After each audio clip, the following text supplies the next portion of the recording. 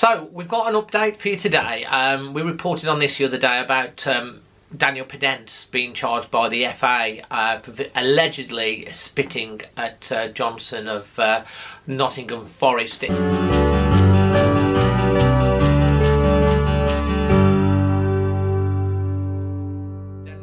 Podence was initially given until April the 12th, Wednesday, April the 12th, to defend himself and reply to the charges. That has been extended now until Friday the 14th.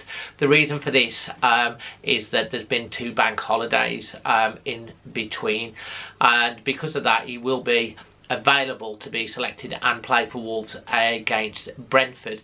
Now obviously it's highly unusual when there is no actual, doesn't seem to be any video evidence. It was judged by the referee and the VAR that there was no incident or foul play, that this is overturned and gone to the FA. So how does Daniel get judged by the FA? Well, this is the procedure. Once Daniel Podence has responded before Friday, the FA will convene an independent regulatory committee to following few days. They're expected to meet next week to consider the case.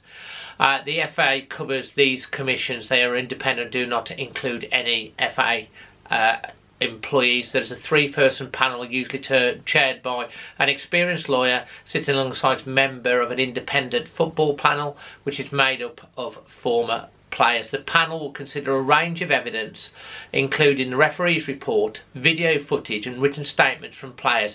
It is understood that the statements from Johnson himself will be submitted, and Forest and former Wolves midfielder Morgan Gibbs-White will form part of the prosecution case, which will be outlined by FA officials.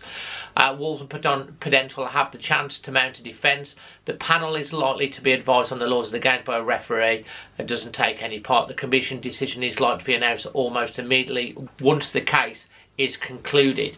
Now, as I say, the way they look at this with the FA is all not as straightforward, as black and white as you would think, with, oh, there's spit coming out of his mouth, which clearly showing that on the VAR on a camera. No, they don't do that. They take part of that into account, and it's all about probability. So obviously Daniel Podence has come out very strongly and said he didn't spit. Lopetegui's said that in the last press conference that he didn't spit, and these 2 Forest players are apparently going to come out and say, well, he did spit, and then the panel has to decide on, in all probability, whether it happened or not. They also take into account the referee's report. It just seems a bit to me that this is a bit desperate from Forest, trying to get rid of Wolves' top scorer, and if found guilty he could be banned for up to 6 games, which would pretty much count him out for the rest of the season. Anyway, we'll keep updated on this, but that's what's come out of it today, and the main thing to me that's really surprised me is how Morgan Gibbs-White has managed to get involved in this as well. But hey, if he's not winding Wolves fans up as much on the pitch as he already has and turning a segment of Wolves fans against him, this certainly isn't going to help in regards to that. Anyway, leave your thoughts in the comment section below. If you're serious about following Wolves and want all your Wolves news, make sure you hit that subscribe, and I'll see you on the next one. Always Wolves.